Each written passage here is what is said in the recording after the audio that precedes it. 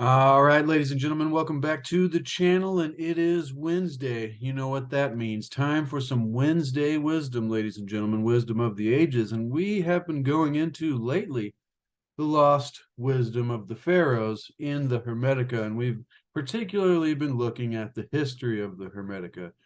And if you've been here with me, then you know all the sections that we've gone through, and we've gone over them quite a few times, ladies and gentlemen. Each of these videos, I've spent about 10 minutes or so going over the recap of what we've been through. So this time we'll just go ahead and skip that. All I'll say is we went through the section of Forgotten Spiritual Classic, the history of the Hermetica and Islam, which is very fascinating, the escape from Alexandria, the city of Alexandria, Hermes, and the reawakening of Europe and the Renaissance, and how the Hermetica was responsible for the Renaissance, ladies and gentlemen, and the unifying religion, the idea that this Egyptian mystery religion of Hermes was the ancestor of the Greek mystery schools and the religion of Moses and the Jews, and the birthplace of Christianity. And then we went through the wisdom of the Pharaohs, talking about when the hieroglyphs were discovered and their correlation to the Hermetica and early Christianity, which is what we did last week, which was a fantastic video because we got into the word. It is due to such theologians like St. Clement, who synthesized these early Hermetic philosophies or pagan ideas, synthesized pagan and Christian religious doctrines. It is due to these theologians that the Hermetic concept of the word and the power of the word is found in the opening verse of the Gospel of John. In the beginning was the Word, and the Word was God, and the Word was with God, which is powerful sentiments of great importance. Hope you got yourself a beverage, ladies and gentlemen, a warm beverage or a cool beverage, whichever it be of your choice. Our tea here today says, a peaceful mind is a strong mind. A peaceful mind is a strong mind, ladies and gentlemen. How is that so? Well, I would think with a hectic mind, you would be too preoccupied in order to behave at a high quality level. In order to have peak performance or quote unquote strong mind, whether it be in athletics or just conversation or thinking or whatever it be, ladies and gentlemen, a peaceful mind is a strong mind. Now, so that leads us up to, because the finishing bit here was, with its help, we can understand the mystical vision that inspired the awesome Giza pyramids. We're talking about the help of the Hermetica here. It was really deep last week, describing spiritual rebirth into a knowledge of God. The early Gnostic Christians pored over the Hermetica, and under its powerful influence, they composed their own philosophy of this idea of a saving gnosis, or a saving knowledge,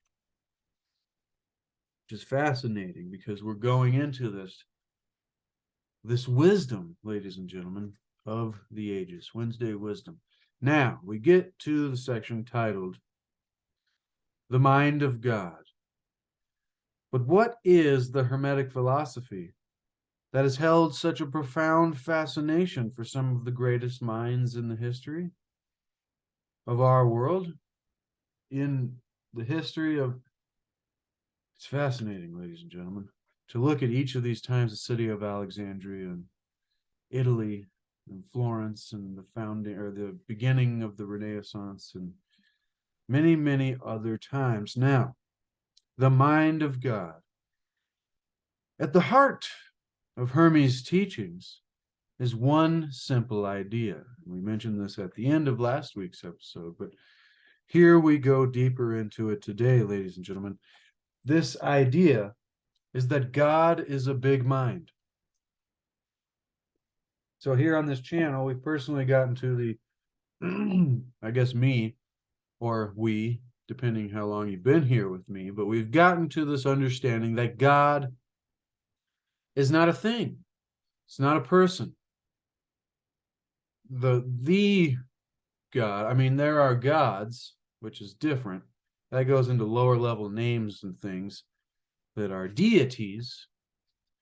But the ultimate divine is not a thing. It's not a person. It's like a indescribable force or energy source that is doing all things while seemingly doing nothing at all, because everything just seems to be doing itself. Like us, we're not sitting here going, all right, inhale, exhale, blink your eyes and grow your hair and all of these things that just happen naturally, luckily.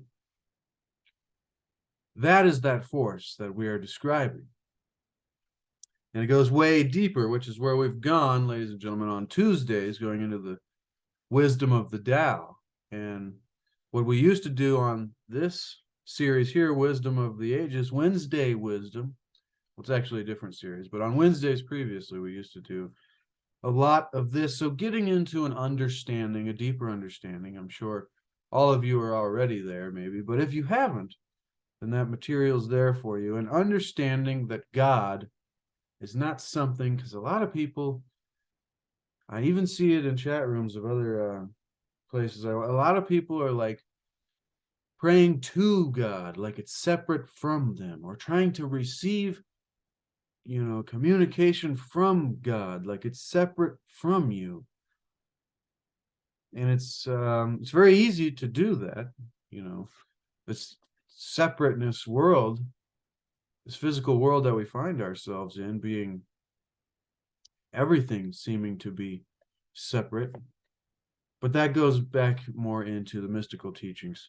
And so there is a distinction, I guess, through all this rambling. What I was getting to is there's a distinction between the separateness of God and the oneness with everything that is inside of this force, or that is this force, which is the grand organized design, God, or universal Tao, or nature, or harmony, or love, or whatever that be for you, ladies and gentlemen.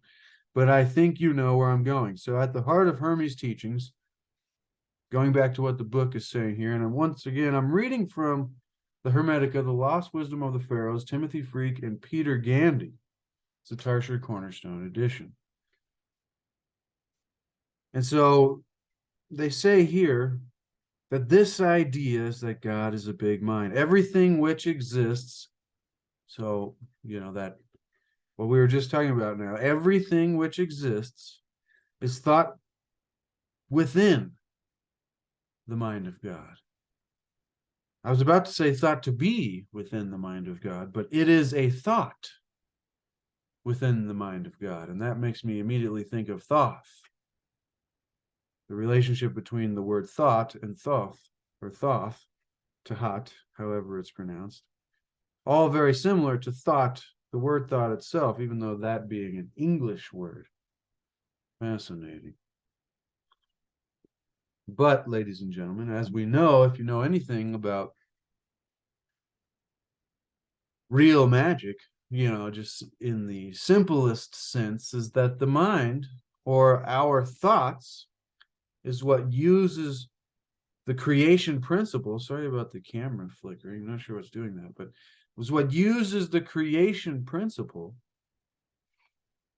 in order for us to be able to create. So this here, not only in the ties to the Christian theories on creation that may have been based on these older stories anyways, or plagiarized or taken from, however that be. But if copying is the highest form of flattery, then but anyways, so everything exists is a thought within the mind of God. So everything you could say that exists for us as well, ladies and gentlemen, is a thought within our own minds. And if you are unconscious, does everything exist for you? or is what exists, or think about when you were sleeping. Is what exists is what is a thought that is within your own mind. That's a deep subject in its own, ladies and gentlemen, but we'll stay on point here, because this thought within the mind of God is holding everything. So we're talking about a thought.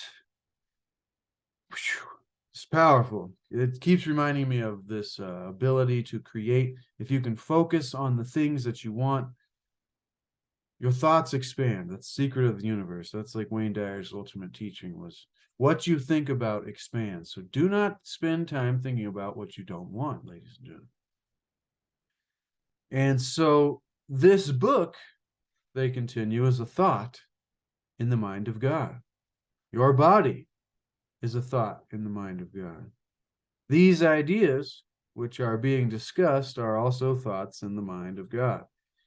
How can we understand this? The book says. Well, that's an excellent question. I love to think, as I just was a minute ago, going deep down certain thought processes, but how is it that we can understand this? Well, the book says here, consider for a moment your own experience. Thoughts and feelings exist within your mind as well. So see, this is where I was going. You know the outer world around you because your senses give you information, which you also then experience within your mind, or our minds, ladies and gentlemen. So when your mind is completely unconscious, you don't experience anything. Ultimately, everything that exists in your life is a thought within your mind. See, this is funny because I was saying this just a second ago, and I haven't read ahead here since I had read this. You see this other bookmark there. Since I had read this 6 to probably over a year ago now. So it's funny that my mind, having read that first little bit of that paragraph there, knew what was coming from 6 or 7 months ago. That means I'm doing well with retention, ladies and gentlemen, and that's something we all have to work on, because sometimes you read things and you learn things and it's hard to remember. But clearly I knew exactly what they were going to say, and I'm surprised by that. So sweet. Anyways, within your mind, okay, when your mind is unconscious, yes, exactly what we're saying, you don't experience anything. Ultimately, everything that exists in your life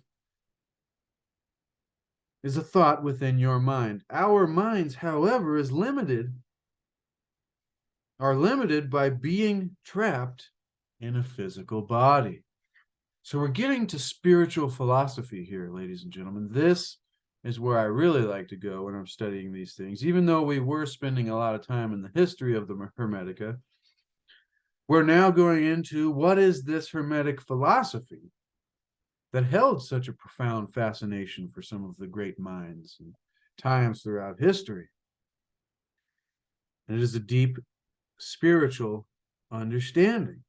And so if our mind is trapped and limited by being in this physical body, but at the same time is a micro representation of something that is a macro process, like I'm sure you've all seen the images of our, the neurons and synapses in our brain, all those wires and connections in there looking like an image, a zoomed out image of the universe. And so if you haven't seen that, search that up, the brain looking like the universe or something like that. But it's fascinating how there's these micro and macro, or micro macro patterns. And as it's said in some of the Hermetic teachings, as above, so below. But there's a lot more to know about those statements as well, because on the top, they can be taken in many different ways. So let us continue with this philosophy, ladies and gentlemen. Everything that exists in our life is this thought within our mind. But however, we're in the micro at the moment, limited by being trapped in this physical body. I wouldn't say fully limited, but somehow limited. And so it says, imagine for a moment here that it is not, that our mind is not limited by our our temporary physical experience, and somehow we have a direct connection or a remembrance, or we can get rid of the amnesia of our total soul experience. But or imagine for a moment that it is not. Imagine that it is free, the book continues, to be conscious of everything. So imagine how different your viewpoints would be when you could zoom out and see all of time. When we talk about dealing with life on the Tuesday Tao videos, trying to deal with life and be more positive, and how to struggle less and have less difficulties and all of these things, seeking after happiness. It's like that goes hand in hand with this,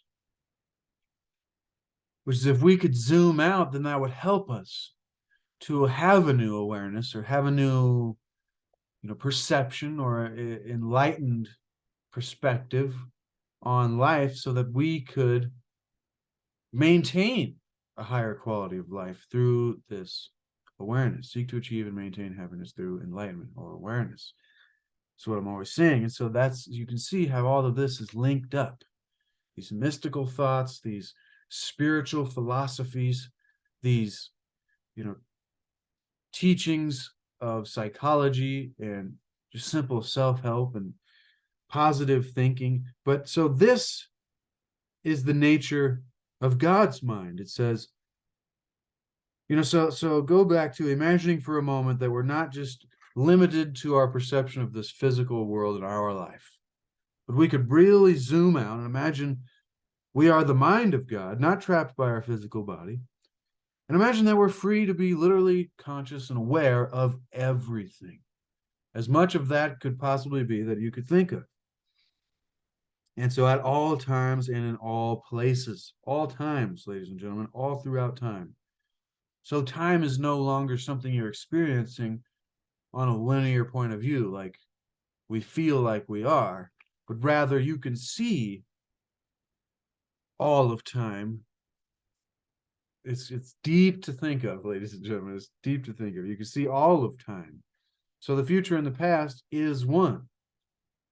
For us, it seems to not be so, even though we were just talking about yesterday, this ability to be in the present moment and knowing that when we're in the future or the past with our mind, we're using up the present moment. So there is this oneness continuum type of, I don't know, it made me think of magnetics and polarities and magnetic fields there, like a continuum that balances opposite polarities in a oneness. But if you're getting value, consider subscribing or leave me a comment, because I had no idea we're going to go down this rabbit hole today. But this is why I love the Hermetics, because it really gets me going off on these kind of tangents. That's like, that's deep kind of new way. When you change your thoughts, you change your life. Change your perspective on reality and your understanding of the nature or the possibilities of reality. You can begin to access much higher quality of life. And you become invigorated, because once you know that this kind of stuff is a possible reality, even if you're here with me at the moment, and you're like, all right, this is sounding ridiculous. This guy is way out there. Like, come on. Even if this is just a possible reality, isn't it fascinating? I would ask you to answer that question for yourself if you're, one of the doubters or the haters out there. But we get very few of those. So thank you for everybody for all your support and in joining me here for this journey, which has been so fun and so wonderful. And I'm so glad we're getting to where we're going. Keep going and keep growing, ladies and gentlemen. That's just a simple lesson in life as well. And so this, going back to what was being said here, I got off on a ramble tangent there. Ramble tangent. Then everything that is, so if we can zoom out and be this big mind with an awareness of everything, not just our limited viewpoint of our lifetime here, we somehow zoom out and connect to the ultimate thing that we see. I keep automatically there, I did a separation thing again, like connect to this thing that we're separate from. But if we can get ourselves and our perceptions out of the way and realign to being one with that which we already are, maybe just a realignment process to being in resonance with the great mind, great spirit, as some traditions have called it. See, we're getting into new explanations of what God is here. But so I keep tangenting there. If we are this mind that's conscious of everything at all times and in all places, without a body, then everything that is and has been and will be would exist as a thought within your mind. Now, this is the nature, it says here, of God's mind. It uses the word he here to describe God, but we will say it because, putting a masculine or feminine, that would be another human kind of distinction, I think, on this source or this power or this energy force, whatever the Tao is, that is undescribable. It does all things. But yeah, anyways, so it is not limited by a physical body. It is the big mind which within everything exists. See, this might be challenging for those of you who, like me in the past, was raised Christian in a certain whatever version of that be, or it's like to try to think of a force, a universal energy force that is, that's a tangent for another day, and we've done that many times on this channel as well. We'll probably go that direction anyway. Hermes here, continuing with what the book says, describes the mind of God as the oneness, so good, here we go, which unites everything. So back to the magnetics and the opposite polarities that are united by a energy field. You can't have one without the other, positive or negative. It creates the field, ladies and gentlemen. So what does this mean? That this mind of God as the oneness that unites everything. Again, look at your own experience. Your experience may comprise of many different things with your mind. Within your mind, you experience many different things with your mind. So right now, I am reading this book. Right now, you are listening to this video, or watching this video, or listening and looking at something, or whatever it is you're doing, ladies and gentlemen. And so right now, we're watching this video. Before that, we may have been eating or walking in the country, or, whatever it be, cleaning up. And so yet all of these different things are experienced by one thing. Here's a good way to get into the oneness. All of these different things are being experienced by one thing, which is your conscious awareness. And so this oneness, it is this oneness, this conscious awareness that is experiencing all of these things that in Lao Tzu's teaching from the Tao is the world of the 10,000 things. That is really a oneness that we have put labels and titles and statuses and separated all the things in the world. That's why we think, us and you, or us and whatever it is separate. But there is this oneness of the experiencing conscious awareness that unites the whole of the world of the 10,000 things, like Lao Tzu would describe it.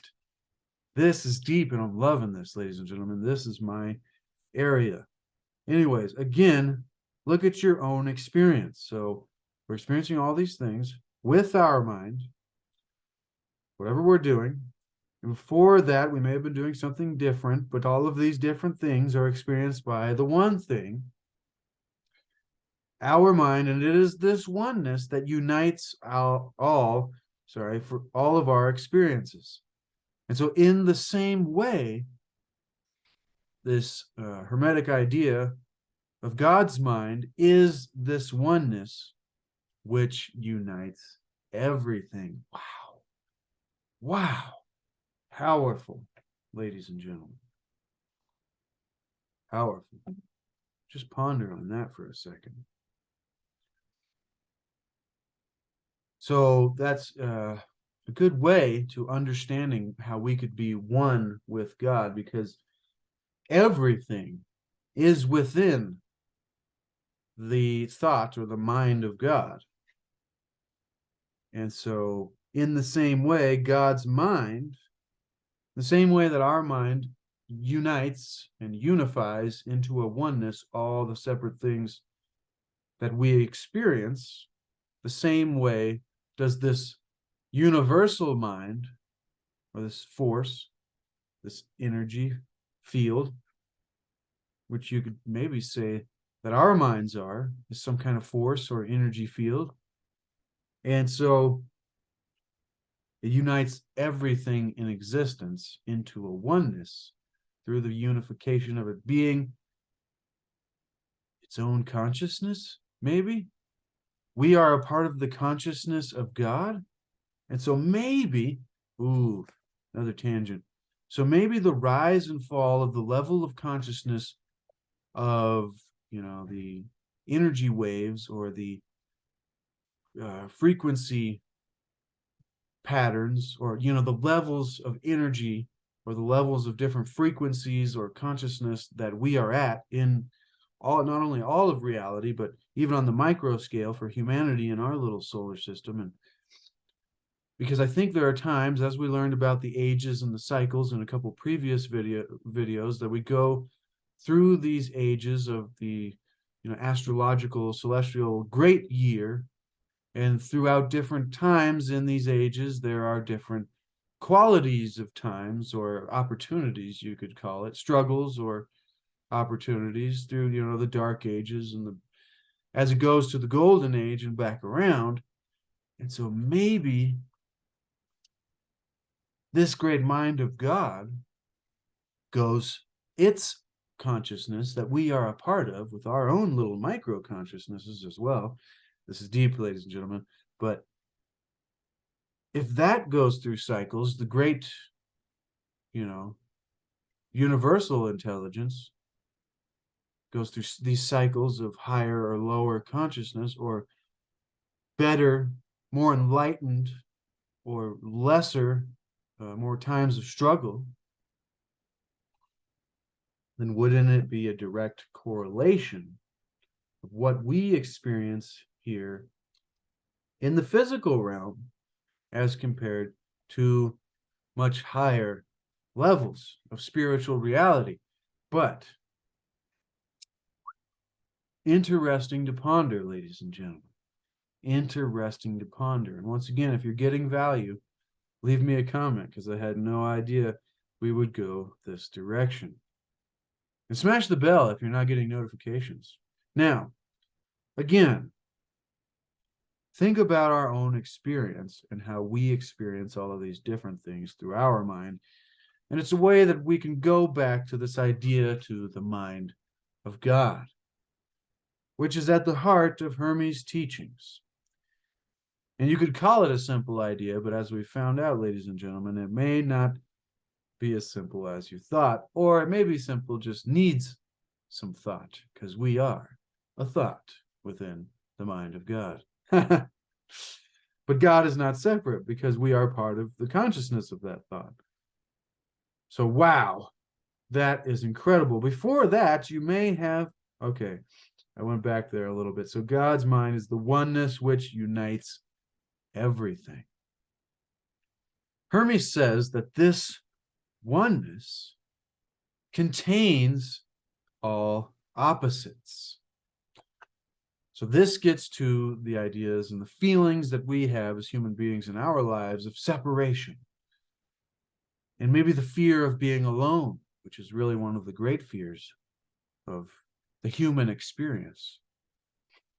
But as we can tell, that fear can be eliminated now because we are one. We are in the oneness already, right now. And I think it would be an enlightenment, an enlightened perspective, as you can see many spiritual masters have gotten there to understand and know that we are already there. We're already in the oneness. We're just at a certain level of experiencing it, I guess. But, like you think about people and religions and traditions and mostly religions, but, people that strive, I guess I'll put it simply real quick without tangenting, because that's irrelevant, but people that strive to, how much work you have to do to get to heaven. I mean, sure, the spiritual path is very not easy, takes a lot of work, but this idea that very simple Christian doctrines give you of having sin and you have to, redeem yourself and all of these things, like you're not there yet, like you have no connection to God and you're not there yet. You have to die first to even get a chance maybe to see if you passed the test to get there, which these are all analogies and metaphors that come from much deeper spiritual teachings that mean different things. But you can see the difference here. You're beginning to see. So if you understand these ancient mystical teachings, you understand that you are, like some teachers said in the past, that you are gods. Is it not written in your law that I have said that you are gods? Is what Jesus said, I think, to the Pharisees at some point. And they were like, you blaspheme. But even if he did or did not exist, the teaching, remember, the philosophy and the understanding of a spiritual wisdom is what is key, not dogmatic arguments. So, and we're getting there, ladies and gentlemen. So you can see how this philosophy, this Hermetic wisdom, was so powerful in these times in the past where the great religious traditions were creating their foundation through the church state and taking over the world, not allowing these mystical traditions of what they called, quote unquote, pagan people of the land that don't go along with our religious, rulership. The Roman Empire, ladies and gentlemen, the Roman Catholic Church, which separated into many different versions of itself. And anyways, we're getting off on a tangent again, talking about the nature of God. Hermes says that this oneness contains all the opposites that I just rambled about. All the things that are the experience of our human reality is within this oneness, and it contains all opposites. So, this paradox, because that could seem confusing. How can something that is oneness contain things that are not oneness? Well, this paradox can be understood, the book continues, by once more looking at the nature of our own minds. So some things you experience are hot and others are cold. Some are bright and others are dark. So some you can call good and others bad. Nothing that you experience can be both hot and cold at the same time, unless you're just numb to reality. But that's not necessary to mention here. Some things you experience are hot and others are cold. But nothing that you experience can be both hot and cold because they are opposites. Yet both cold and hot, ladies and gentlemen, are experiences which you have. Now, if you're not going deep here on the spiritual level with me, you're probably going, well, duh, hot and cold are experiences you have. I thought of somebody just like jumping in on that sentence in the conversation and be like, this guy's talking about the simplest things possible. Hot and cold are experiences you have. So you see, ladies and gentlemen, you've got to get to the spiritual level here. We're going to the mystical and we're trying to understand the nature of reality and the nature of God. A hermetic understanding of the nature of reality and the nature of God I need to remember that for the title of this video, because I never can remember what I think the title should be, ladies and gentlemen. So this is amazing, though. This is incredible. So the opposites existing within our own experience, as an example, both hot and cold, because their experiences, see, they are opposites, yet both of them are experiences that we do have. So our mind is the one thing which contains these opposites. It's a oneness. Hermes teaches that the mind of a human being, this is the book continuing here, is made in the image of God's big mind. So remember those themes coming from, once again, the Christian teachings. We're made in the image of God. And so here is this going back to 1,000-year-old ancient Egyptian mystical teachings. And I think this ancient wisdom came from before Egypt, and it was passed down to Egyptian priests and scholars from those who survived from the previous golden age or the previous empires. But so this is the spiritual goal. It's like we can experience the mind of God if we can free our minds from the limitations imposed on ourselves by the physical experience and by our ego feelings and ego experience of separation and duality, and we can begin to come back in tune with this philosophy and this understanding and knowing of oneness. So Hermes teaches that the mind of the human being is made in the image of God's big mind. So if we can free our mind from limitations imposed by this seemingly duality physical experience, we can experience the mind of God. And you could see how people in states of altered consciousness, to where they're unable to clearly, think and process normal physical reality, that they could somehow get closer to a divine mystical experience, because they are removing their filters, so to speak, or maybe removing limitations of thought processes, of rational survival programming, which is totally necessary for us to have made it to the point to where we are now today, not being eaten by the tigers, ladies and gentlemen. Remember yesterday we were talking about the philosophy of there is no tigers. And sometimes when we're stressed and have anxiety in life, we feel like there's a tiger going to show up. So if you ever feel that way, remember there's not a tiger. Like, you're safe.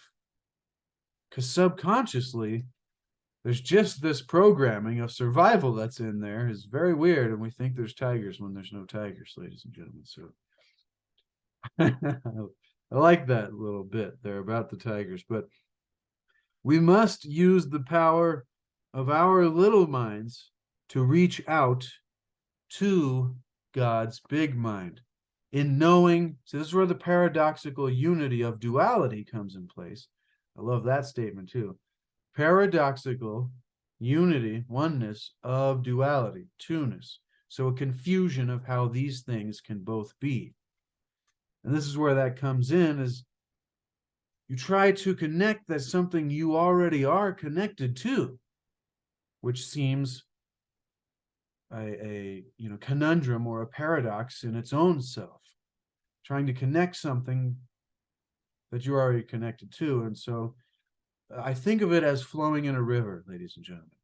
First of all, you don't want to be swimming upstream. You want to, so first you want to figure out which way the stream is going for you in your life and your journey.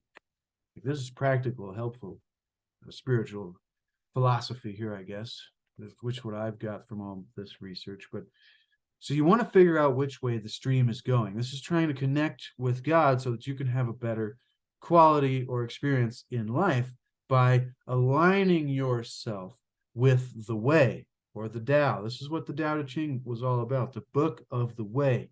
Now you can align yourself with this force to be able to then feel connected and have a connection with nature and harmony with the universe, God, Tao, force, great mind, Atum, whatever it be. And so first of all, figure out which direction the stream is flowing. And then you begin going in that direction. And then the stream's got currents and there's rocks and there's bumps and things. And so this is me describing how we can attempt to connect with something that we are already connected to. So we're in the river. We just have to align ourselves and align our intentions and create integrity between our thoughts and our actions and our feelings. That's difficult stuff. That takes, sometimes lifetimes for people to get to this wholeness, this integrity, because I'll tell you what, I'm only there for maybe a few moments every now and then, getting in alignment of all of these things. And so then being able to flow down the river, this is what we were talking about yesterday, this ability to be able to kind of kung fu life with some kind of ability. And it's an ability that takes great training. And so you can imagine that you can imagine why now monks go from a very young age, or I think of Star Wars whenever I think of, these kind of, but people that from a very young age go to temple and they live there and study this great wisdom for years. Remember we learned earlier listening to the history of the Hermetica when it was, who was it? We were talking about Plato. Pythagoras traveled to Egypt and spent 22 years being initiated into this great wisdom among the Egyptian priests. And so you can see now why and how deep all of this is, why you would have to do that to really be able to reach a certain level of ability in this mystical, philosophical, spiritual, life-changing wisdom of the ages. Wednesday wisdom, ladies and gentlemen. Boom. That's a boom to wisdom, and that's a boom to the wisdom of the Hermetica and an understanding of the nature of reality and the nature of God and our connection to God. And so, in other words, if God is the ocean, we are like a drop in the ocean. And so if God is the ocean, then we are like the waves, maybe. We are what God is doing. So we are not separate, but there is a way to create an alignment with that which we are not separate from. Ladies and gentlemen, I didn't even finish the section really, but that just felt like such a natural, perfect finishing there, because it's incredible. Hermes saying that this oneness contains all opposites. Then Hermes teaches that the mind of a human being is made up in the image of this big oneness. And so we have our own oneness. And if we can free our mind from the limitations imposed by this experience that we find ourselves in temporarily, as a spiritual being, having a temporary physical experience. And so, all right, we'll finish with this. We can experience the mind of God. We were created with the specific purpose of learning to do this. And this is another teaching of the Hermetic wisdom. Our purpose here, if you've ever wondered, glad we stayed for an extra moment. Your purpose in life, ladies and gentlemen, maybe not your life journey purpose, but why are we here is simply it says we were created with the specific purpose of learning to experience the mind of God, that we are within, that we have a unique conscious ability with our own,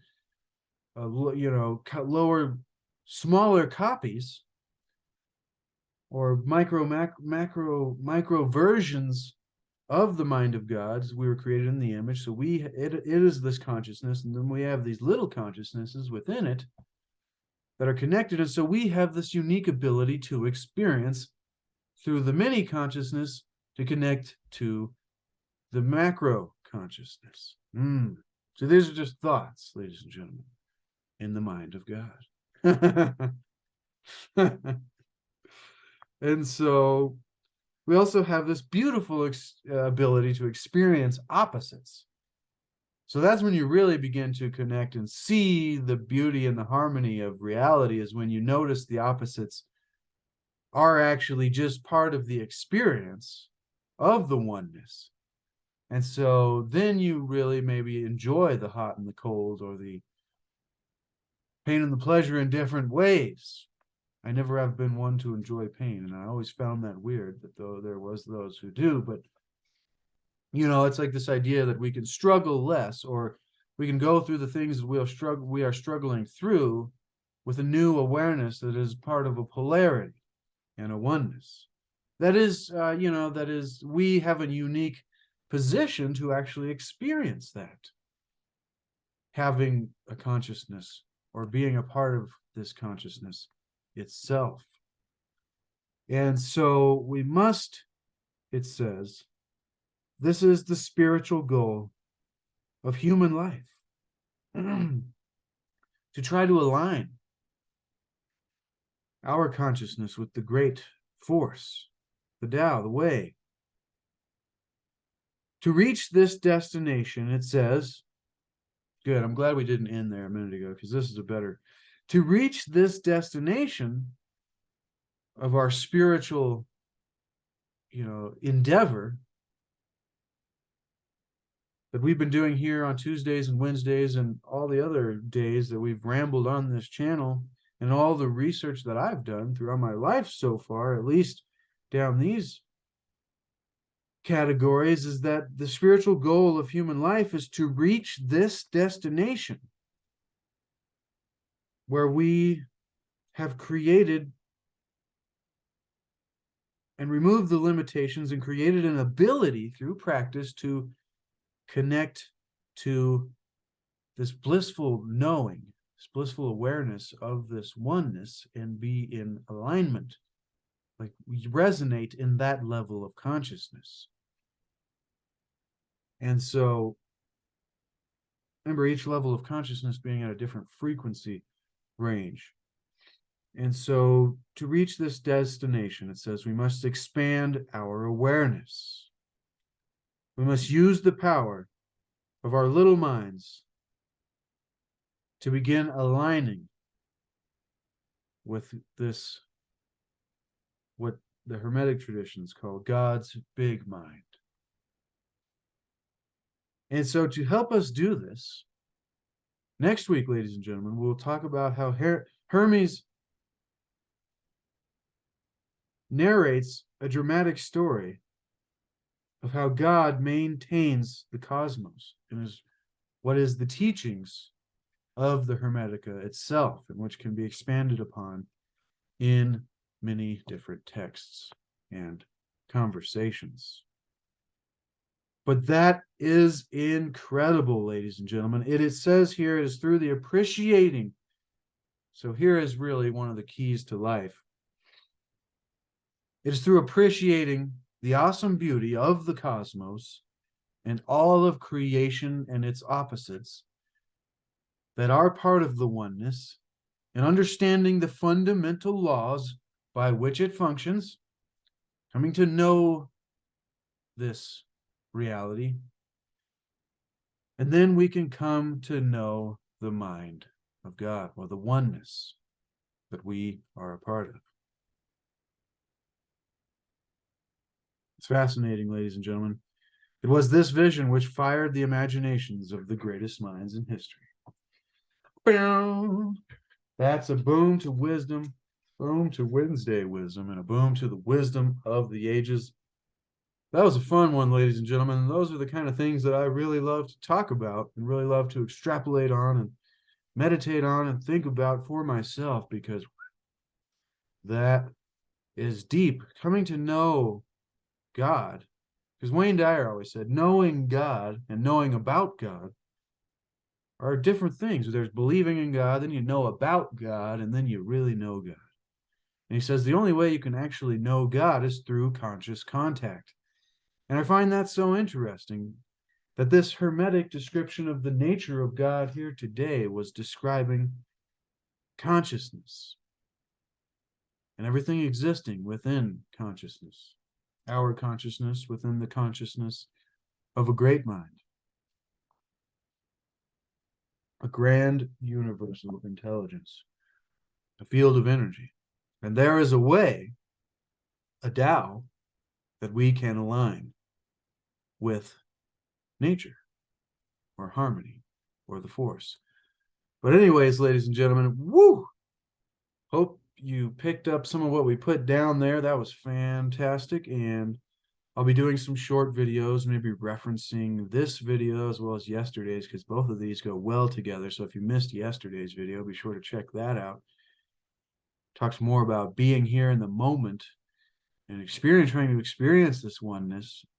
But thank you so much, ladies and gentlemen. I love and appreciate all of you that spend time here with me and Lao Tzu and Dr. Wayne Dyer and lately Timothy Freke and Peter Gandy and all the wonderful authors and poets that were in the Wisdom of the Ages, and Hermes Trismegistus Thoth and the wisdom of the Pharaohs, ladies and gentlemen.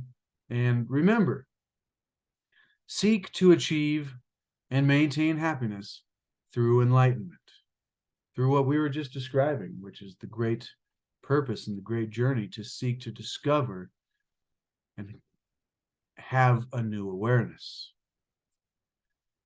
and to understand the mysteries of our reality, the nature of our reality, and the mysteries of history, ladies and gentlemen. And remember to make happiness the way. There is no way to happiness. Happiness is the way. So when we can bring it to our life through this process, through this new awareness, then all the things that we've been telling ourselves, oh, I'll be happy when I get there, but I have to strive and struggle until I get there, we can bring happiness to the journey. And then the goals and destinations kind of become irrelevant because we're already there, ladies and gentlemen. All right. Thank you so much for being here. I love and appreciate all of you. Be sure to subscribe if you haven't. Share this with like-minded people. Expand the description below the video to check out my Etsy shop, which I need to update, as well as a link to C60 Purple Power and a link to get the book for yourself to put it on your bookshelf. All right. Love you, ladies and gentlemen. Until next time, keep researching and keep trying to know yourself, and then be the change, be the example that you want to see in the world.